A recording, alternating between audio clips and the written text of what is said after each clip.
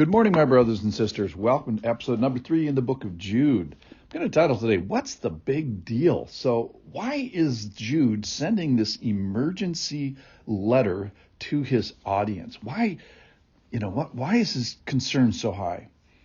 So yesterday we talked about sort of this being an emergency sexual letter. So we had the group of leaders who did not bring their sexual best to the faith.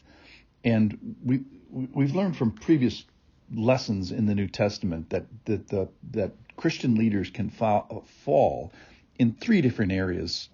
Just these are large categories. One is power, the second is profit, and the third is pleasure. So yesterday we talked about pleasure being a primary way that these leaders are falling. But today we'll find out that power and profit are going to be actually part of their equation as well.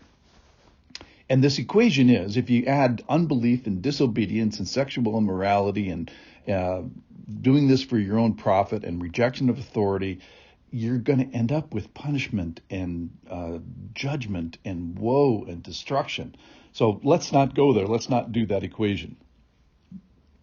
Big principle is that behavior is betraying belief. So the behavior of this church's or area's leadership is betraying their belief.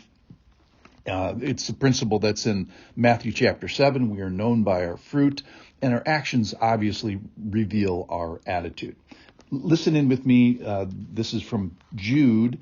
There's only one chapter. It's verses 10 through 16.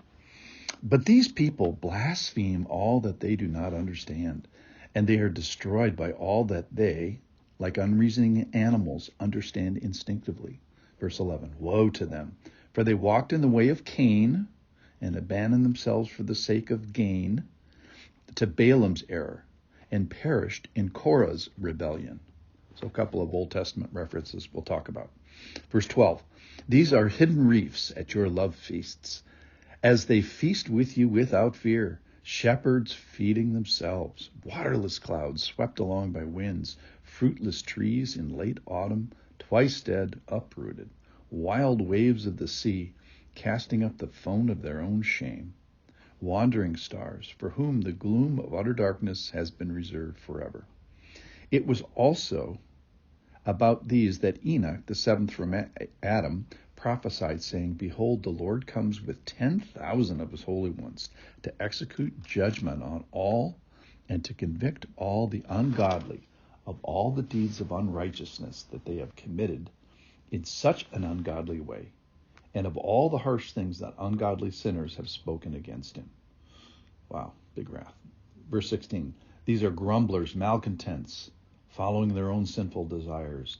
They are loud-mouthed boasters, showing favoritism to gain advantage. All right, so let's start with verse 10. So they blaspheme what they don't understand. They are destroyed by what they do understand. So it sounds like these people are ranting and raving, and they don't understand quite a bit, but they understand enough for judgment. They understand enough that the Lord holds them accountable to be destroyed. So to be faithful and be obedient, consider the revelations that you already have.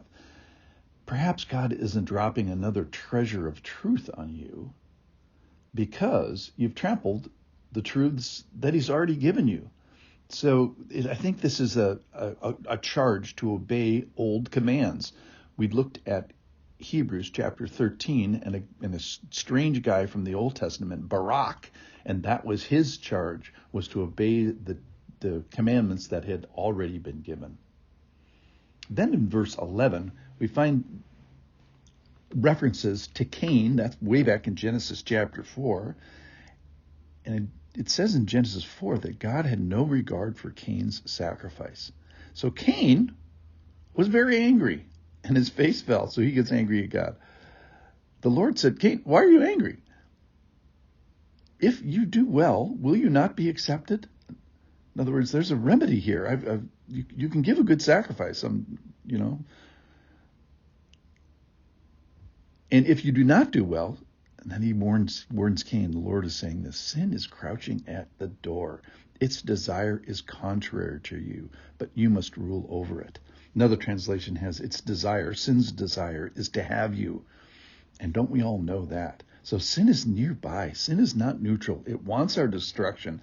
And Cain could have turned. He could have done well. There was a remedy for him. There was a way of escape. He could have turned. He could have repented. He could have embraced the discipline of the Lord, but he didn't.